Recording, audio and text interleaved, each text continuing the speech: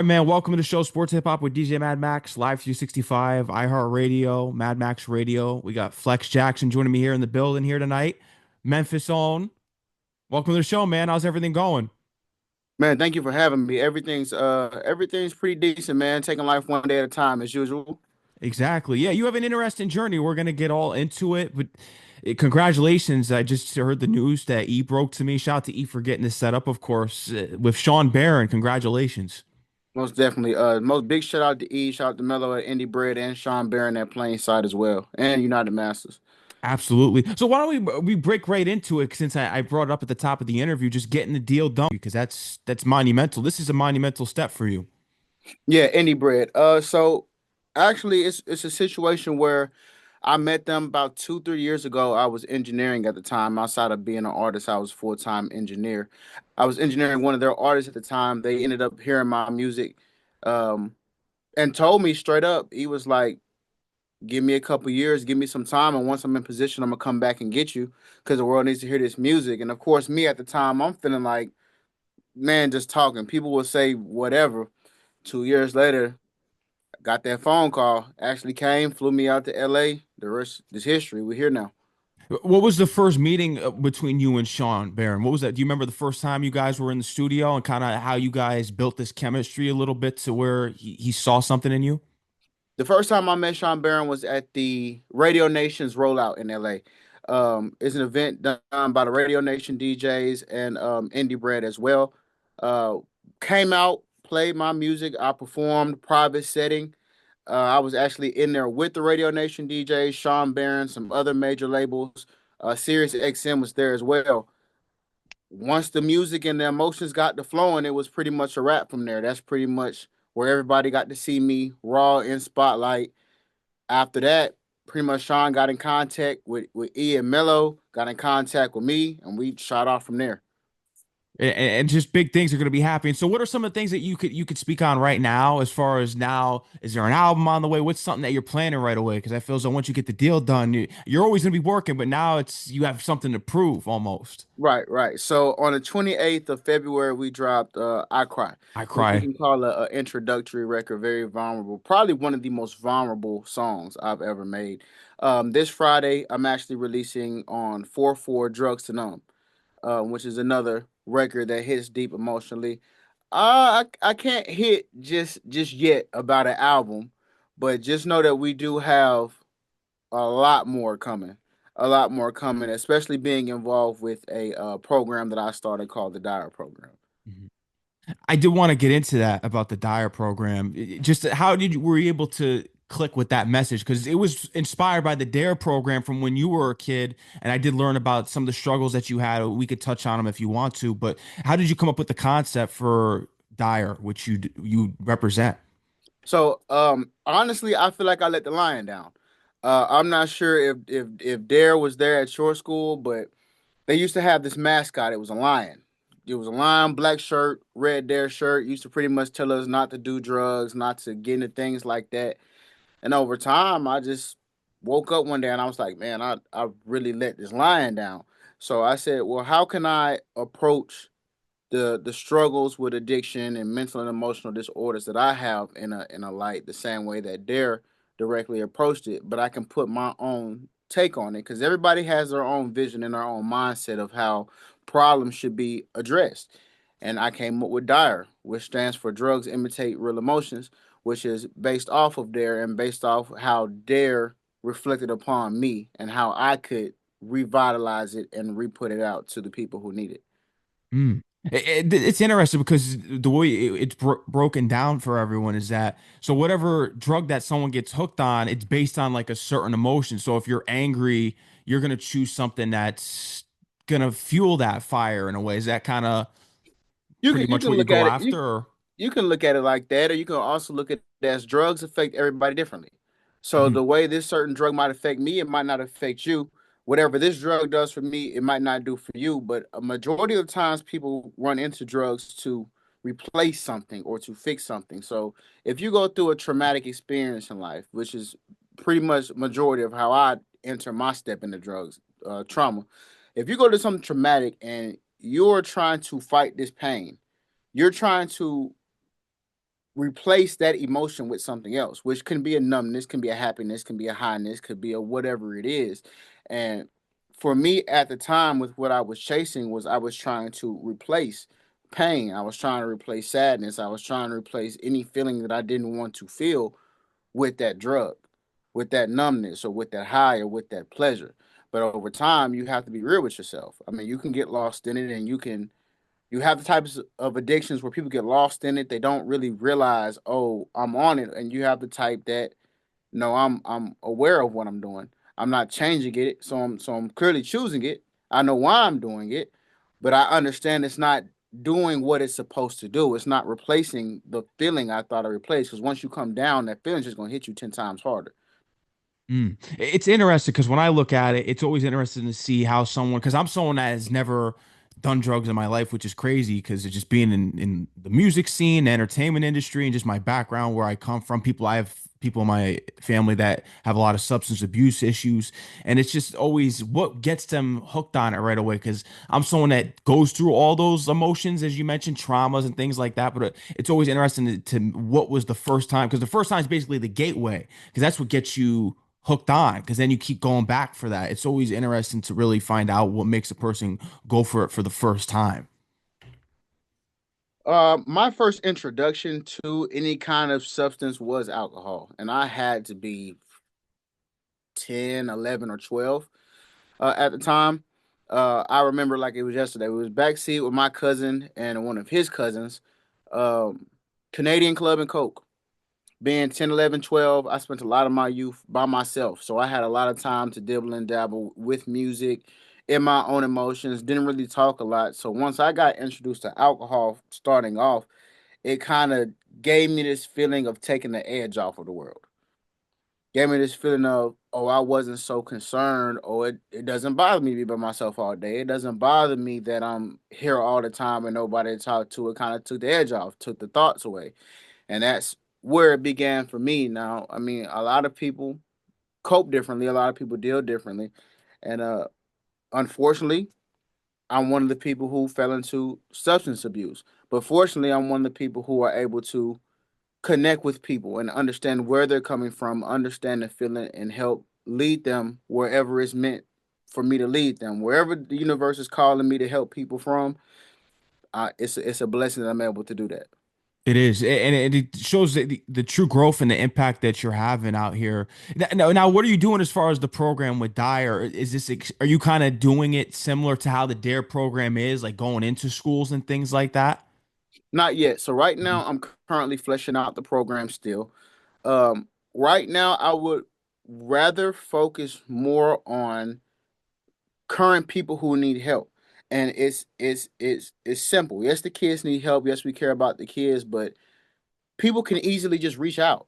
It's not even if even if you don't have a drug problem, if you feel like you're going through a mental crisis, an emotional crisis, if you're feeling suicidal, if you're feeling homicidal, if you're feeling any kind of way that is outside of what we feel should be normal or what you should be feeling, just reach out. You can reach out to me on Instagram. You can reach out to the D.I.R.E page. Reach out. It's just outreach is where we'll start out. Hear from the people. Talk to us. How do you feel? What's going on? We talk back. We're open to speaking to people. I like that. That's so important that you're able to do that and you open up your messages on Instagram for people to reach out. Because I feel as though, especially during these times that we live in, I think a lot of it has to do with social media. Because I think social media is one of the biggest capabilities of the struggles that are going on right now. People comparing each other to different people's lives. They're Mhm. buying outfit, blowing their savings on clothes to impress people on Instagram. All kind of messing up relationships, everything. It Definitely. really is a depressing time to be on social media. So how do you kind of handle that, being an artist that needs to be on, or how do you kind of manage your time on social media? Do you have a time management to where you go on there, promote your music and your messages? Because I feel as though that people should budget their time with social media because of how it can really bring you down. I think that you should be careful Hmm. how you approach social media. I'm on there frequently because I am an artist and I do have to make sure I stay on top of my promotion, my releases, and things of that nature. I also have management that helps me manage my social media. I will say the main way that I deal with my personal social media, because trust and believe, especially when I dropped that first song. It was pretty the craziest of comments you could imagine ever flooded in. Now, for me, I've already came to reality with who I am, the problems I deal with, my struggles and my shortcomings. And I don't have a problem putting the most vulnerable and sensitive information and moments of truth of my life in my music. So if I'm okay with the fact that music is how I vent, how I get these struggles out, how I get these pain out, and I can give it to the world so somebody else in this situation can understand how I feel and feel that they're not alone. When I get certain comments, it is there's nothing that you can say to me that I haven't already said to myself. The amount of pain and suffering I put myself through, the amount of times I've downed myself, kicked myself, the lows I've climbed out of in depression, there's nothing the world can really say to me that isn't as low as I've already put myself or told myself. So it's almost as if conquering your own battles before you get ready for that level of social media. People are gonna call you whatever. They're gonna talk about you while you're alive and after you die. So get used to it. You have to have a tough heart. Luckily, being from Memphis, people talking about you is nothing new. We call it checking, roasting, getting fired up. We started that back in middle school when we was elementary school almost. So this is nothing new. I grew up with tough skin. Um, for everybody else looking at everybody else's life, everything that glitters ain't gold. The grass ain't always green on the other side. Some of them people that you see on Instagram are struggling. Some of them people are really going through it. Some people just make it look nice. The thing about social media is we were able to have a construct where people can be whatever they want to be via online. That doesn't really change the reality. Just because it looks good doesn't always mean it's good. Sometimes some people might be dealing with worse demons than you could imagine. Be happy that you're alive and you're still here. You have access to social media and have access to the things that the world provides, other than worrying about what the next person got going on. I want to commend you for this because you're someone that preaches about being authentic to yourself and really speaking about who you are and just you're not putting on a facade like everyone else is doing. When I look at my situation with me, I always keep it real with who I am. I don't filter anything. I tend to say things that's always on my mind that I'm thinking on Instagram. Whether I remember I did like a post recently on some, and I took a shot at people that did me wrong in the past. And I said, I take solace in people that tried to bring me down in my past, that they flopped and failed at life. And I noticed people kind of get turned off by it. So it kind of brings me to this question. Why are people afraid to authentically be themselves? And why are they kind of turned off when people are saying how they really feel? I feel like us as humans, as a race, people naturally have the want to be liked. And that's really where a lot of that stems from. The want to be liked, the want to be accepted. I know it's a lot of people who say, "Oh, I'm myself, I'm this, and that," but everybody isn't okay with being themselves and being liked or not. A lot of people have an issue with not being liked. I don't really care who likes me and who doesn't like me, because at the end of the day, you find the people who love you through the people who don't like you. You can't really find out who's in your corner, who's authentically in your there for you, unless you show who you really are. If 100% of everybody in the world likes you, unfortunately, something is wrong, and that's the reality of it. I mean, that's the reality of it. I don't mean to sound morbid, but sometimes the truth hurts. If 100% of everybody in the world likes you, something is wrong. You're not being authentic. It could be somebody in the world like that 100% of people like. Unfortunately, I know I'm not one of them people. I accepted that at a very young age, and through me being myself, I can see the people who really are in my corner and the people who aren't. And would you rather live and die knowing who really cares about you, or would you rather live and die knowing that you lived your whole life playing as something you weren't? Mm, And I'd rather be the preach. first. That's a gold statement right there. You can't worry about if someone likes you or doesn't like you because you really can't be in it to please others. You have to be yourself at the end of the day. You can't care what you really can't get all caught up in how others think about you, and that's so important. And it's important when you look at it when art. When you see people, I mean, with the cancel culture that's been going on for years now, I really don't agree with that in a lot of instances because music is art. I know with a lot of artists, they always want to cancel you for some kind of controversy, but at the same time, if you say something that's outlandish, I mean, it really depends on like what it is. Like if it's something racist, I get it. Yeah, you're canceled. And there's certain things that do have a fine line that deserve to be Right. canceled. But when you got okay, so I'll stem it from. I guess I'll bring up this example, like Diddy. Am I going to cancel the whole Bad Boy record, Biggie, all these records that he did in the past because now he's got cases? I mean, it really goes into a rabbit hole when you really look at it, and Right.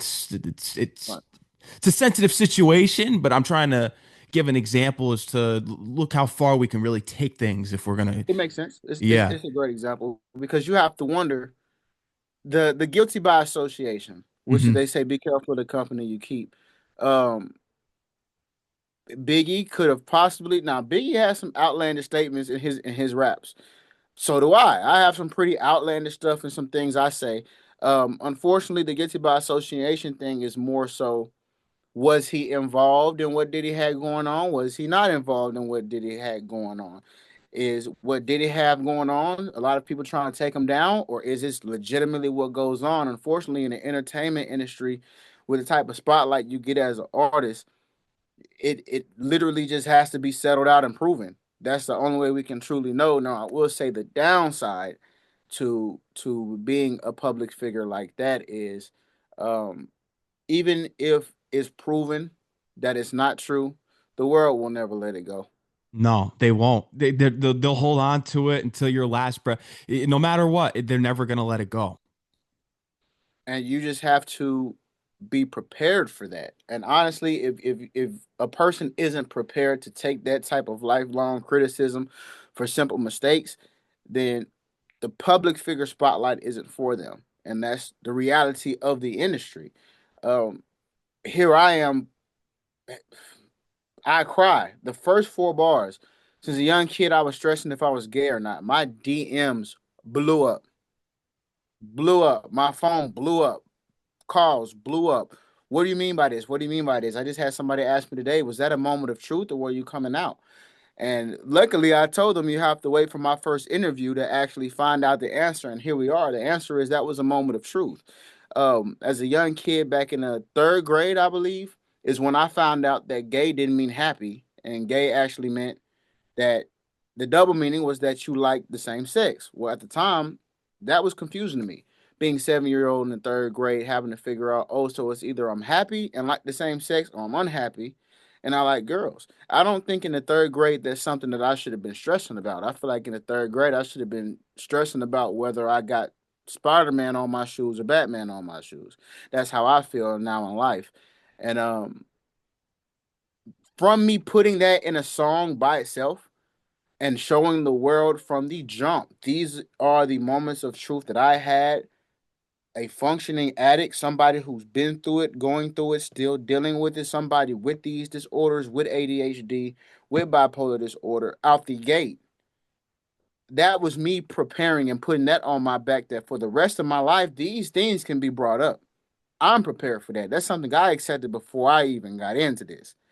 So if a person is not ready to accept their truths, you should keep your truths from social media because the world is very unforgiving. You might forgive, the people around you might forgive, but the world itself is a very unforgiving place. It is, and people they hold things against you. We mentioned it before until the end of time. It's crazy, and it's now it's not you're innocent till proven guilty. You're guilty until proven innocent, and you're still because I could throw an example out Yeah. there with Johnny Depp. Even though he won his case, everyone's still saying he's guilty. So it's does it really matter? It's almost even though you still go to court, you beat the case, and you're still guilty, and it's unbelievable. There unfortunately there's a lot of people in the world that need something to be mad about. Hmm. Public figures happen to be the easiest thing to be mad about. Um, and there are a lot of people who are strong on their morals, and that's just them. I don't really try to change, people on their morality and the things that they accept. If this person feels strongly about this, and if they feel that just because you are possibly in the area to make this mistake or possibly make this mistake, even though you beat the case, some people feel like the legal system is corrupt, which in some situations it may be. So You got some people in the world feel like, oh, he's a celebrity. He has the money to get off on the case. He still did it. So just because the court says this, he has the money to make that go over that. That's just the world. There's 1,000 conspiracies about everything. So you just have to be willing to run with the blows and keep going. You do. You got to keep going. When did you? What was the point? Because in order for with the diagnosis and everything that you mentioned earlier, and just me reading the bio on you, when did you really turn to therapy? 19 is when we discovered that I actually had as many problems. So when I was 19 years old, I got laced. In Texas, my weed was laced with formaldehyde, which is embalming fluid or PCP or wet. I had a heart attack. Went to the psych ward for the first time from Thanksgiving to New Year's. That's when they started digging a lot deeper into my past, into my mental records, into how things were in school. We first realized that I had a issue when I want to say in high school, middle school or high school, when if I'm there in class and I'm working, I could do just fine. The work was never a problem. The work was easy. But once I got out of school, my attention has never been able to. This is where the ADHD comes into place, where we always notice I could do the work if you can get me to focus on it, but my attention has always been all over the place. Even now, being a full grown adult, I have to. I talk with my hands a lot. Even when I rap, we just dropped a Mutt cover where I did redid my version of Mutt, and people speak on the way my hands move a lot, but that's just my form of stemming. It's how I can focus on what I'm saying without getting off track, get into my phone, forget the conversation or anything like that. I have to move. It just helps me do two things at once. The depression didn't really rear its head until 19 or 20 when my drug problems really started to hit the fan. So my substance abuse from 19 when I first got laced is when it opened the door. Okay, okay, he smokes weed. Then shortly after that, I had to go back to the psych ward, back to the hospital because I overdosed on Xanax. That's when we found out, okay, he had a pill problem. Then I had to go back when they found out I had a problem with lean at the time. So we started to dig deeper into the root of these problems. I would say starting at 19, and everything fully finally came out to light by the time I hit 23 to 25, somewhere around there. And that would be my most recent major attempt at my own life when I attempted to jump off the Memphis bridge. And I was saved by a Arkansas police officer who took me to a psych ward in Memphis, Tennessee. And that's pretty much was the most exposing moment of the depth of my issues. Wow. Well, I'm sorry to hear that. I'm happy that you're able to recover from that and just and grow from there. Have you thought about taking this even deeper? Do you want to, because you're big on helping other people. Do you want to become some sort of therapist or even take it? Because I feel as though you could take it to doing talk shows. I don't take Dr. Phil and Dr. Oz too seriously, but have you thought, perhaps maybe down the line you want to help others on a larger platform? Is that something you want to do as well? Now I'm perfectly fine with that. I'm Hmm. open to it because somebody has to be the poster child that we need and not the poster child that the world wants. Sometimes the person that should talk about it is not necessarily the person that the world would like to be it, but I'm not gonna be the person to sugarcoat it. I'm not the artist that's gonna be out here making music, making you think what I do is fun. By any means, it's not. It hurts. It has longing effects. Addiction is not fun. Being on whatever drug you choose to be on is not fun. It's never been fun. In the moment, it might be numbing. In a moment you might be able to pull away from your thoughts, pull away from your emotions, and have temporary relief. But in the long run, it all hurts. And that's the main message that I get across to people that, hey, this is me. This is what it's really like to be a person in my situation with these addictions and with these disorders. So, of course, if the world needed me to talk on a talk show, or if I needed to speak to the world about anything of these issues I go through, I have no problem. I'm perfectly okay with that. Because if that might be the way that I reach some teenager somewhere across the world who has never heard my music but can see, oh, man, he's talking about something I'm currently going through, hiding from my parents, and now I feel like this person's there. So music to me is the quickest way to touch people's souls, touch their heart. But of course, I don't mind ever talking about any problems I go through. That's important. And I would love to see you even because I was going to expand it to there where you being your own host and interviewing people too on a show That'd similar be fun. to that. Yeah, I think that would be interesting for you to do. I could definitely see you do that. I'm definitely open to the idea. Yeah, I think that that's something that could really help. How about a book? You're really deep. So is a book something that you're going to want to do here too? I'm gonna tell you something that's wild about me and books. I could writing the book itself or typing the book might be kind of a pain, but if I could just pull up my microphone and just audio record my thoughts and have them transcribed, then of course we could do a Mhm. book all day. Um, I think I would need to train myself to keep my focus long enough to actually type or write the book, which would probably be the most difficult challenge for me. But a book would definitely be great. And who knows? It is could be coming in the future. It's a great idea, and it's something I definitely dibble and dabble into. Yeah, that would be great. I think that would really help out a lot of people. Creating your own self-help book, that's something that could really help save a lot of lives out here. It's really needed.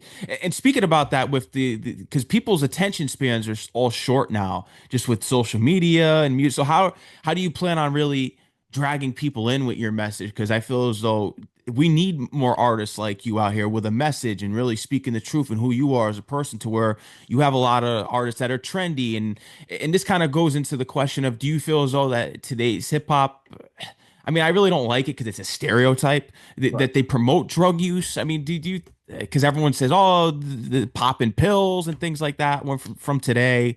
I'm not really the one to judge in that lane, but I know a lot of racial white people that are out there against hip hop. They want to stereotype it as much as they can. But did you feel as though that a lot of it comes from hip hop, the promotion of drug use? Um, I won't stray from the reality of the state of hip hop. There are a lot of stereotypes, and a lot of stereotypes are true.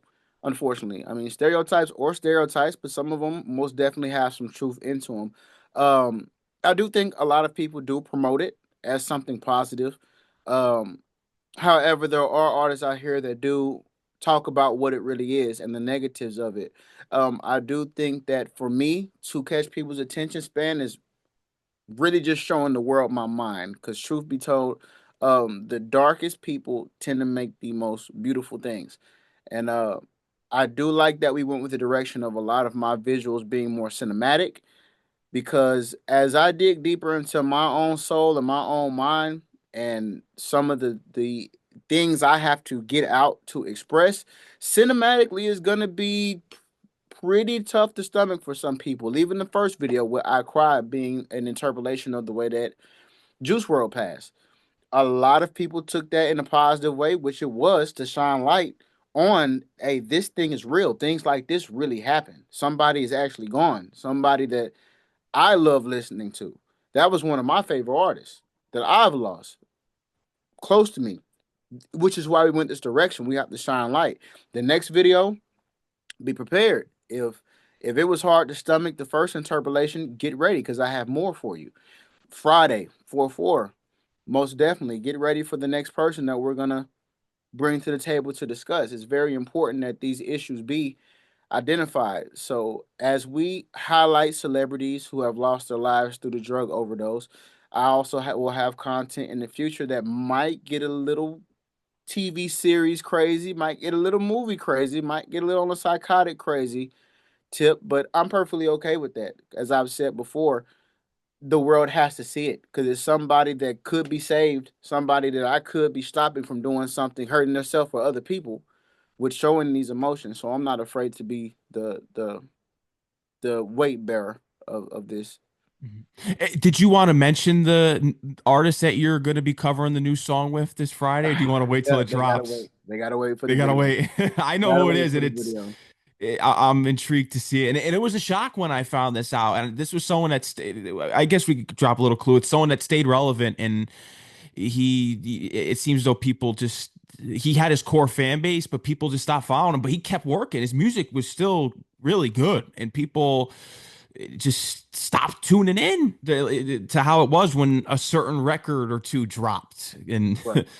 it's crazy to see. But if I cry because you covered with XXX too with the instrumental there. Did you ever have a draw with XXX? I Just absolutely did. yeah. So Jocelyn Flores was actually my favorite XXX song, and the beat spoke out to me. So, in the initial creation of it, the song was to pay homage to X, and the video was to pay homage to Juice. Even though I like to say they were close, they never met each other. They didn't know each other in person, according to Juice World after X passed. So they weren't friends per se, according to Juice, but they did have a lot of deep conversations, and I could tell they had a lot of big mutual respect for each other. And I feel like their music ties together so well. Why not show respect to two people that I feel like are great and put it all in one bundle? And that's pretty much how the Jocelyn Flores cover came along and happened to fit the Juice World interpolation so well. And it just bonded. Shout out to Indie Bread once again, because me and Mello took days really thinking about the concept of these videos and putting together that first concept to the T, making sure that's exactly how we want to approach it. Did we want to spare any details? Did we want the full emotional anguish? And we came up with the solution. And here we are now, a month later. It most definitely did what it was supposed to do, and it's still doing what it's supposed to do. When you look back at hip hop history, who do you think was one of those first artists? Because you're following the lane of touching on real issues, what people go through, PTSD and ADHD, anxiety. Who would you say was the first artist, kind of mainstream wise, that you can look back on, one of the first to really do it? Because I commended G Herbo when I had him on my show about him opening up about his PTSD. So who was one of those first artists, if you even want to go back to the 90s, early 2000s, who do you think Yeah, was we the would first have to go really? back there.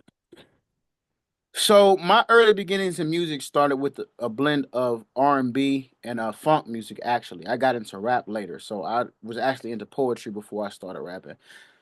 Man, um, so we're gonna go hip hop. So we're gonna go more rapish. With this answer would be Tupac, from his just talking about moments, growing up in the ghetto, growing up in the hood, his dealings with other people. If we were gonna go to my first influence musically of a male being open about their emotions, would be Music Soul Child, or John Legend. John Legend, "Ordinary People" is one of my favorite songs of all time, still to this day. Music Soul Child, "Teach Me How to Love," and the song "Love" itself. Those kind of songs resonated with me as a youth, which showed me that I can be more open. Um, the artist that actually inspired me to make the music and be myself authentically 100% was actually Kanye West. When he dropped with Flashing Lights, that first college dropout, but especially when Flashing Lights dropped around that era, and I started really doing my research on Kanye, finding out, oh, he makes his own beats. Oh, he's not afraid to be himself. He's not afraid to 100% be Kanye. That inspired me to 100% be Flex. Now, I know the world isn't happy with Kanye right now, but that doesn't take away from the impact that he had on me when I was young. No, it does. I think after the other day of what I saw, I think he needs some saving, but he definitely, it doesn't take away the impact that he's had early on because he is an influential figure in hip hop. I did want to take it to this too with the music. Is there some collaborations that you are working on with artists that want to talk about the same things and want to share the visuals with what you have with I Cry and this upcoming one that you have? Are you in talks with some artists that, especially ones you want to potentially work with as well? There's definitely a list of potential artists Mhm. I want to work with. There are some collabs on the table I can't really speak on yet. Got to say they're surprise for later. But there is definitely a list of some artists I would love to work with. I would say some of the top ones on the list, top of the head, would be like Kendrick, would be the Doja Cat, would be the Doechii, things of that nature. There is an artist that I just found out about. I can't think of their name off the top of my head, but I can look it up. He's real big on wordplay. If I can find it, I most definitely will. Can't find it right now. I'll definitely get back on to you about it. But a lot of the artists who aren't afraid to really touch on the subject that hurt, and I'm sure there are artists out here I haven't heard yet, unheard artists, people who haven't been discovered. I was at one point in time undiscovered. If reach out, reach out. If you have the type of music that resonates with the type of emotions that I pull and the type of emotions I tap into, send it. Let's talk. Let's hear it. Let's see where it goes from there. I'm always open to listen because that's the number one, in my opinion, factor that leads a lot of people to their problems. People don't listen; they feel unheard. Um, yeah, Kanye needs help, but hear him, listen to him, see what he has to say. That's the only way you can truly figure out how to help somebody. You have Mhm. to listen to them first. If you don't see where they're coming from, see where their mental state is at, then you're just adding to the problem ultimately. Mhm. How about Kid Cudi? Because I feel as though he's someone that doesn't get brought up enough when we bring up the conversation. Because he's someone that's really struggled, and I know Drake went at him for his mental health issues, which was just ridiculous and ignorant. But how about him? Is he someone too that you kind Day of and look night. I towards? most definitely remember Day and Night. I love that song. When I was 16, sometime between 16 and 19, I actually did a cover to that song. I couldn't tell you where that is now. Couldn't tell you, but I definitely remember redoing Day and Night because that song resonated with me. And I have not kept up with Kid Cudi in a while, so I will definitely go do some research, see what's been going on with him. That would be amazing That would to be. do something with Kid Cudi. Frank Ocean, believe it or not, is I somebody was I just would. gonna bring him up with Blind Yeah, because he's someone I feel as though he's authentically himself. I would love to make music with Frank Ocean. Would love to make music with Tyler, the Creator. These are artists who aren't afraid to push the limit, No, and yeah, they aren't. They're that's what it's themselves, all and that's about. what we need in music. That's what we need. Everyone's all caught up in trying to be someone else, and it's just not the best time era as a fan. And I guess I mean you're always gonna find happiness as a creator, but it's just discouraging when you see that the industry's geared toward. Or do you think it's a facade? Do you think that people who are authentically themselves can outdo the clickbait and all that in this era, or is it possible that there's a light at the end of this tunnel? I think it's possible. I Mhm. think the main thing is catering to your cult following, catering to your following, catering to your fan base. Because as your fan base grows and you start resonating with more people, you gain power in your words. And the more power that you gain, the more you're able to change the narrative. Prime example is Kendrick is a prime example. The fact that that man can drop and the whole direction and the energy of the music industry will shift. That's a prime example. Is always going to be a back and forth. It's going to forever be a back and forth. So there is a lot at the end of the tunnel. Unfortunately, it's kind of like the red pill, blue pill. You have to choose which path you want to take to get to the end of this tunnel. You could take the generic route where people are partying and ignoring their emotions, or you can go ahead and take this route where you can address some of these problems you actually have going on with yourself. How much of an influence too? Because your father was a pastor, so were you kind of looking at him as a lion symbol in a way? Because you mentioned letting the lion symbol down with the dare. Did you look at him in that light as well? That's a good analogy. However, I didn't. My dad wasn't the type of pastor that. Well, he's a bishop now, but he wasn't the type of father figure that forced me to be super churchy. Like, oh, you have to this, you have to this, you have to this. He always encouraged free thinking. He always encouraged critical thinking. Like, this is what we're telling you from the Bible. This is what we're telling you about your religion. But go do your research. Go research the Bible. Go find outside sources. If you're wondering about this and it doesn't feel right or sound right to you, go do some research. Find your own path. He didn't believe of forcing the beliefs on me, which down the line encouraged me to be more critical thinking, being more authentic. Because if something doesn't feel right with me, I'm not just gonna believe it and go for it. I don't blindly follow. If it doesn't make sense, then I'm gonna have to go do my own research and I'll just form my own opinion. And some people gonna like it, some people aren't. Um, I would say he was a good guiding source into developing my thought process now and being a independent and operating free thinking person. Mhm. That's important. And how does he feel about the music that you're working on now? Because you just signed this monumental deal. So how does he feel about everything you got going for yourself now? He's proud. He listens That's to great. it. So when I send him the music, we have a conversation. What he does is he dissects it. The same thing I do when I hear music. He dissects it, and he'll be like, "From what I'm hearing, is this what you're saying in this song?" And it'll be a yay or a nay, and then we'll get into the depth of where the lyrics are coming from, and basically it's not a talk on the shine of you shouldn't be saying this or this. It's just dissecting the music, dissecting the bars, dissecting the lyrics. And I would challenge the people who listen to my music to do the same thing. Step outside of yourself, really listen to the lyrics and dissect it. Really understand that there are different points of views and there are different traumas, there's different walks of life that people go through outside of yourself or that you're currently going through. Dissect them. If you have questions, ask me. Because all I'm going to do is next time I'm in an interview, I have no problem answering any questions anybody has for me. I like that. You got to be upfront just about everything. How do you look at everything with social media? Because it's so everyone's at odds with each other, especially politically now. And there's all these conspiracies that go around on X, and everyone buys into it, and everyone's reading into it. The people we talk about brainwashing and everything. So, do you look at everything with skepticism? Because I'm kind of in that mind frame where I don't know what to believe. So, do you look at everything as skeptical? Everything is not concrete. I gotta use Um, critical thinking. yeah, I believe everybody should free think for themselves. Mhm. I realized I was a realist when I was about 7. So I kind of look at everything for what it is. And I mean, you could say I look at it with skepticism, but I kind of just this is really what it is. I think a lot of people want things that aren't as deep to be deep. And I think the stuff that should be critically thought on that is deep, people kind of overlook. So I kind of feel like people's attention are kind of off.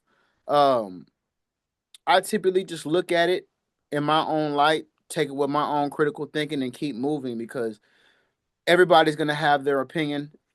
Somebody's gonna be offended. It doesn't matter what you do. I could tell somebody happy birthday and somebody's going to be offended about it. So you just kind of got to get over it. Is if you're not prepared for what social media got, get off social media. That's really the best advice I can give you.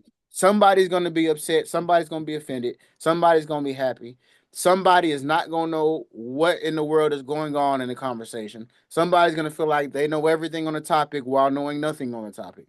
If you're not ready for those angles and plus some new corners here and there, then social media is just not for you. And we joke and play all day on social media. One thing is I do have a very dark sense of humor. I do have a very morbid sense of humor. Um, a lot of my music is posted on shout out to Devo is free. Shout out to Devo. On his page. He does share a lot of my music. That is a page specifically made for joking and roasting people.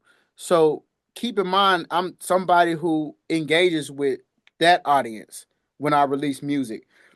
You can't be afraid of skepticism and criticism. The simple fact that I'm willing for my music to first be heard in places where I know for a fact it's going to be all negative starting off, it just kind of builds character. If you'll say social media will definitely build character, but if you are too uppity, social media is not for you, or you need to find your space. I think everybody should find their space in social media. If you don't like nothing dark, you don't like laughing at, certain things, go find your space of social media where that community is the word. There's 1,000 communities on social media. Go find your community. Or if you're a person like me that it takes risks and it doesn't care about learning about other people and free thinking and critical thinking, explore the whole social media, but just be ready because it doesn't matter what you're looking for and what you're not looking for. It's gonna find you one way or another. Oh, it is, and it reads your mind too. You don't even have to say anything. Oh You'll man. see it on the explore page, the trending page. They read your mind of what you're thinking and what you're going through, and it messes with your mental health because it's unbelievable what these phones can do. That's why I said it earlier. You got to manage how much time you spend on these social media apps. It's crazy. And watch the time your kids spend on social media Mhm. is really the biggest thing. That'd be my biggest advice, of course, to people wondering about social media. Watch your kids. Watch how they are on social media. Monitor it. Keep them off. Let them go outside and touch grass from time to time. Because if you let social media, if you let social media raise your kids, it might not be. You can't expect what you want your child to be if you let social media do it. Because the world is not. meant to raise a young mind on its own, which is what kind of led me to where I am. Luckily, I did have parents that were involved and did talk to me, and I did go outside and play. Because who would know if I grew up the same way? Because this was before social media when I was going through my issues. Now, who's to imagine there's another 7 year old kid somewhere going through the same thing I'm going through when I was 7? But now they got all this tons of social media going on. Who knows what's going on in their mind? Hopefully, I can reach that child at that age or something like that before the rest of the world corrupts them. It definitely, and I will say this when we bring up drugs, because there's been an analogy I've had with a lot of people, conversations that phones are the new crack, the iPhone. They really are when you look, because you Yeah, look at everyone's addicted to it 24/7. When you go out wherever it is, odds are the person's looking down. It's unbelievable. It's made us antisocial, even though it's made us social because we can connect with people all no matter where you are in the world. But it's antisocial because no one's actually physically talking to each other. It's crazy. But then you have all these. I mean, if you talk about it from the dating aspect, all these hookup apps. It's just we're in a whole world of mess with social media, and you have to know how to use it and find your community, as you said. I was gonna bring up your post from earlier too. Stop asking for shit. This. Uh, so what did you mean by this, and explain that? Because I like the post because you don't care what other people think, because that's a post that would offend a lot of people. Didn't offend me because it reminds me of certain posts that I make to where I'm not looking to rub people the wrong way. It's just how I feel. right. Um, with me being an engineer before I made the transition into full time artist, um, you have a lot of people that use me and still try to use me. Now, I don't mind being used. We're put on this earth to be able to be used, but just don't misuse me. And a lot of people will try to misuse you, meaning that they'll ask for studio time, they'll ask for my time, my attention, my expertise on doing this, that, and the third with no regard and no care to whatever I have going on in my life and I have to do. I could literally be like, hey, I have an interview today. After this interview, I have to be here. Tomorrow, I have to be here, be here, be here. Oh, that's fine. Can you record me for 5 hours today? Stop asking me for shit at this point. Because did you not just hear what I just told you, what I have going on? A lot of people only care about you when it's beneficial to them. And I'm not blind to that. Like I see these things in real time, even though I might brush it off and just say no and go on about my business, doesn't change the fact that I still see it. And I think it's good that I put that up there for the people who need to see it and for the people who need to tell other people the same thing. Stop asking me for shit. If it's only going to be beneficial to you with no care or regards to what I have going in my life, I could literally be in the middle of spiraling, an emotional spiral. Somebody will not care. Tighten up. This is what I'm trying to do right now with no regards. I could literally be on the edge right now, no regards to what I got going on. So yeah, stop asking me for shit, especially if it's ill intended, if it's only based off your benefit with no regards to what I have going on in my life. Hmm. I can appreciate that, and I'm sure others do. Your fans certainly do. I think we need more honesty like that, because that's another perspective that people may not speak about in the industry, is that there's a lot of people that they want something from you, and it'll come from people that you don't know. It'll come from people that may not have the closest relationship with you, and it's just the constant hands out, and it comes from people that really I don't want to say that, I'm going to say it because it's authentically me, that are nobodies. It's the sense of entitlement is out of control. And that's something that I've noticed in our current society at an all-time high. And it really comes from, too, I think, from my generation of everyone gets a trophy. And I think that's when everyone's getting participation Yeah. trophies, it leads to everyone thinking they deserve everything that comes their way and what they want. When they truly took out the competitiveness in a lot of sports, I do agree that that took away the drive. It took away the hunger. Some people have to lose. You have to lose to truly grow. And if you never let anybody think they lose ever, then yeah, it creates a a falsehood of feeling like you should. I should. I it should have been like it shouldn't have been like nothing. This is the way it turned out, and you need to do better. become a better person. Um, and yeah, I definitely agree with the participation trophies. You don't get a trophy for participating. Hmm. You get a trophy if you win. There's only one first place. If it's a $50,000 grand prize and no second place prize, and you come in third, don't expect nothing. You just missed the money. That's unfortunately that's just the way it is. And if you miss the money, don't ask me for the money because I don't have it. So don't ask me for shit after you lose it. It just all it all ties together. And I think a lot of people just need to establish boundaries too. I think that's important with why I made the post I made earlier. It's a boundary. I think that entitlement has made a lot of people pretty much say forget boundaries.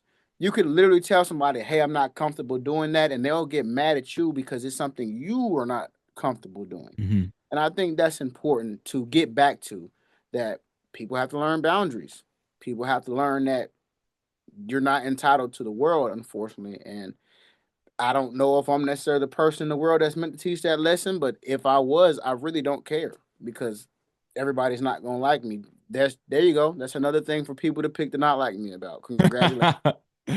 Too bad. That's just how it is. Too bad. And you're right. And there's people that create boundaries and then they break them. That's what's Mhm. crazy too, is that they'll create boundaries against you for no reason because they don't like you for whatever reason. I really don't care. And then they break them. They break the bound. Now you're breaking my boundary that you set up, which is that's another issue too. It's crazy, the society that we're living in now. It's really unfortunate. I don't know if things are going to get better. I don't think they will, but let's hope. I did want to get into the story of you outside of when you got into the psychiatric hospital and the clinic, when you really picked yourself up to get in the studio, to becoming the engineer, to writing the first song that really put you on this path. Was it I Cry? Was that the one that set you up to where Um, you're at now? I Cry is one of the songs in the list. I've always made music that was vulnerable. I was just afraid to put the music out. So I Cry was one of the first songs that I was comfortable with putting out. That was one of the most vulnerable songs. What led me to really stay in the studio? Music has always been the way I was able to vent. Even when I was young, when I wrote my first song at 7. Um, let my mom hear it, performed it for her, performed it for my father. They didn't really feel any super type of way about it. They either liked it or they didn't like it. They both liked it. But growing up, I was 7 then. I don't know if they really liked it or they were just encouraging the music or not. But one of the psychiatrists at the psych ward, when they figured out that I wouldn't take my medication, didn't matter what they did, they kind of asked me, "Well, what goes on in your life to keep you balanced? Because you clearly have issues, and we're not understanding how without medication you're able to keep yourself in check." And I tell them, well, typically I'll just have a drink and go to the studio. And truth be told, to this day, the most iconic thing a psychiatrist, a real doctor, has ever told me was their diagnosis is in lieu of taking medication 3 to 4 times a week, I should sit down, have a drink, and create music to express the trauma and feelings I'm feeling to prevent me from actually fully spiraling and hurting myself or other people. So creating music is not just to protect me, it's to protect other people because it gets bad. It really gets all the way bad, uncontrollably bad. So you put things such as music, creating uh in place to stop you from even getting that deep and that far bad. If something traumatic was to happen to me today, the world probably wouldn't hear from me for about 5 days. But during that 5 days, I would be locked in the studio making music the whole time. 9 times out of 10 of what would be going on. I don't really go out. I don't mix and mingle with the public. I don't do clubs. I don't do events. I don't do festivals.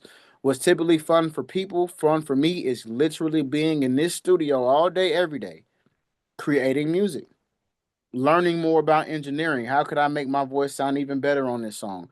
Things like that are alleviating and trauma freeing for me versus the extrovert thing. I've never really been an extrovert, basically. It's not really my thing to be with the community that much. So I can relate to that. I'm the same way. I'll pop out when I'm needed and invited. But outside of that, I want no part in hanging out with regular people. I'll just say how it is. I like go. I only time I step outside is at industry events, and when artists invite me out to events. I'm not going out to clubs to hang out with randoms. I'm not going to put myself in a vulnerable position to give myself access to someone like that. That's just not my scene, and I can relate to you in that way. I did want to touch on this too because you're from Memphis. How is everything out there as far as the communities and you maneuvering just through Memphis? And where's potentially your second home? Is there somewhere else that you're trying to branch out to? I'm typically I haven't been back home in a couple years, so I've been moving around. I'm either in Atlanta or I'm in North Carolina somewhere. Um, Most recently started going to LA a lot more. I actually love it in LA. As far as the state of Memphis, Memphis is still Memphis. It's still murder capital. People are still dying every day. Um, it's actually getting worse. I would really feel like you'll die faster now than you would 5 years ago, and that's a big statement. Um, Memphis is just like a lot of one of the other cities out there that's been murder capitals or are known for the drugs and the pimping and things of that nature. If you go there looking for trouble, you will definitely find it. And what I firmly believe in is people typically have two choices. You can stay out the way or get killed, and a lot of people don't like to stay out the way. And I chose to stay out the way early on. That's a valuable lesson. You stay out the way. I recommend that to a lot of people. That's you got to stay out there, especially when you're a public figure and an artist and have a lot going for you. You got to stay out the way because it's just you have a target on your back immediately. You definitely got to stay out the way. Are you a Grizzly fan because you're from Memphis, or you root for another team? Who's your teams? I'm not super big on sports. I've Mhm. always been a music person. Just music. Always. I played sports growing up. I have love for the Grizzlies. I have more love for the Tigers. For whatever reason, the college team resonates with me more than the NBA team. My favorite player is LeBron. I'm a LeBron fan. Now, I'm not gonna go make a LeBron song tomorrow like a lot of these other people, but I'm a The LeBron game. fan. If I had to pick a favorite team, of course, it would be based on where I'm from and be the Grizzlies. But ultimately, I'm not a big sports fan. My favorite NFL team, though, is the Raiders, and I got that from my dad. I like the Ray. Do you feel as though they lost their toughness once they moved to Vegas? Because this was something that I brought up recently. Because I respect the Raiders just based off of I love their uniforms. I was originally a Jet fan, turned into a Raven fan because I can't deal with the Jets anymore. They're terrible. But the Raiders, do you feel as though they lost their toughness, but from moving from Oakland to Vegas? Um, Slightly, only because those Oakland fans are different.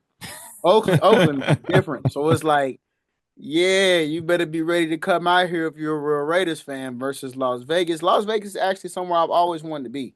So like I really like Las Vegas. I really think I make the music that fits Las Vegas, especially once we get into releasing um the the music that we haven't got to yet. Because the music that's releasing now is actually building the world up to what I would call my full potential. I wouldn't say full potential, but I would just say my full display of talents, which is more emo pop. So everything is emo, pretty much the type of music that I make. And right now we're in the emo rap and we're getting to the emo pop category. Once we get there, that will really display a lot why Las Vegas is where I feel I am. But back to the topic.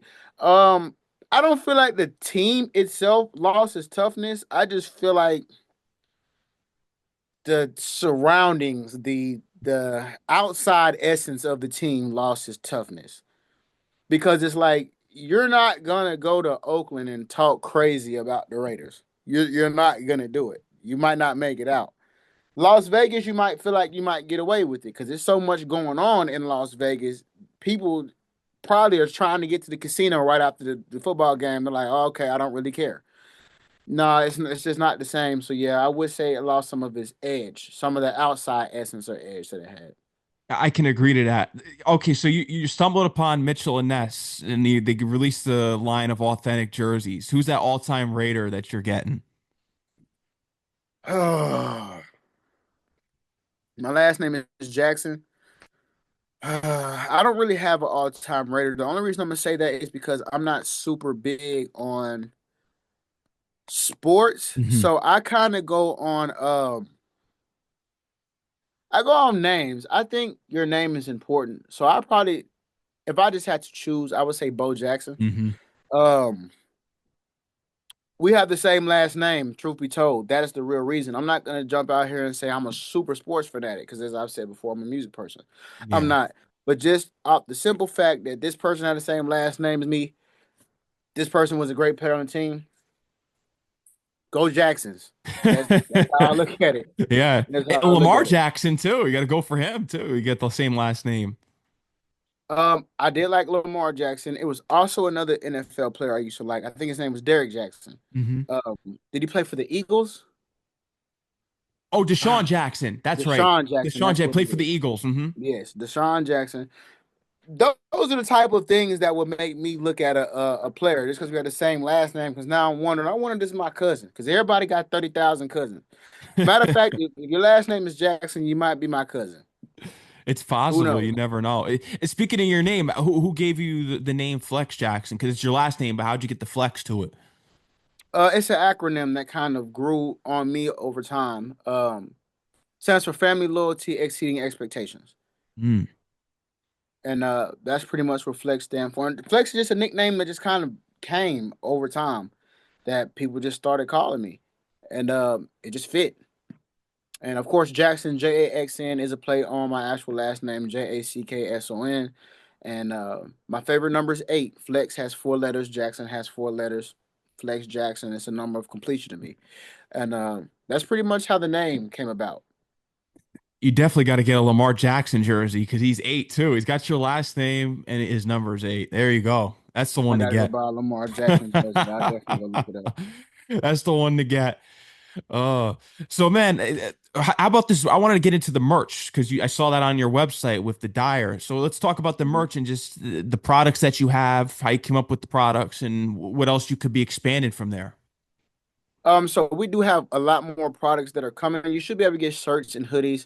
Um, I don't remember if we have the hats up yet. I can double check right now.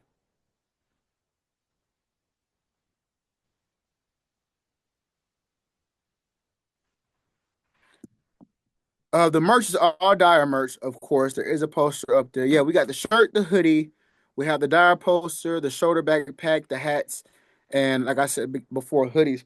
Um, basically, it's Dire merch right now. The drugs imitate real emotions. Um, in the future, we're going to get in more personal Flex Jackson merch where it may be my avatar, my logo. There are some designs that I have in my head that I'm coming up for clothing. I don't necessarily think that I end up being a fashion mogul or something like that, but there are definitely some apparel that I want to try out. For whatever reason, I'm very interested in socks. So maybe I might design the craziest pair of socks the world has ever seen. Who knows? That's But it is interesting. definitely available via www.flexjackson.com. Most definitely go get you some merch, support the cause. Um, find what you like. If there's a piece of merch that you like or you want to see on the site, just let me know. We can make it happen. Absolutely. Let's make it happen. Flex, is there anything else that you want to let your fans know? Anything else that we didn't mention here that you want to get out today? I think we pretty much covered everything. Ultimately, just be yourself, walk in your own truth, and don't let nobody change who you really are. I agree. Be yourself at the end of the day. That's what's going to make you stand out and push you further in the world. I agree, and that's 100%. pretty much it. Yeah. I thank you for coming on the show, man. It was a deep conversation. I appreciate all your answers today and just everything that you're bringing to the world. And I look forward to seeing everything that you got on the way. Shout out to the new record too. I Cry. That's a big record that's going to have a lot of impact and continue to have a lot of impact out here, especially with this upcoming release 4/4. We're going to be looking forward to this one as well. Stay tuned for that. And let them know where they can follow you on Instagram, X, all your platforms. I know you mentioned the website already. Shout out to E again. That's my guy right there for looking out Most for to definitely. connecting Shout out us. Indie Bread. Shout out Mellow E. Shout out New Plain bread. Sight. Shout out Shawn Barron. Shout out United Masters. The Radio Nation DJ, Sirius XM. Everybody who was a part of the rollout. You can find me at Flex Jackson everywhere. I'm the only Flex Jackson in the world. FLEXJAXN. Just type it in any platform, and if I'm there, I'll definitely show up. No doubt about it, he will. But Flex, I had a great time again. Anytime you got something new that you want to promote, you always have a seat here. I appreciate everything you're doing. I definitely appreciate the invitation, You already know, and I will man. be back. Oh, I appreciate that. I'll be looking forward to, especially when you got something. I know you're gonna have something special, a documentary, a book. We did touch on a bunch of things, so I know you're gonna have something special on the way. Most definitely. No, of Thank you course. for having me as well. Of course, man. Anytime. Thank you to E again. Enjoy the rest of your night. Take care, and until the next time, all right? All right, man. Thank you so All right, much. man. No problem. Peace out.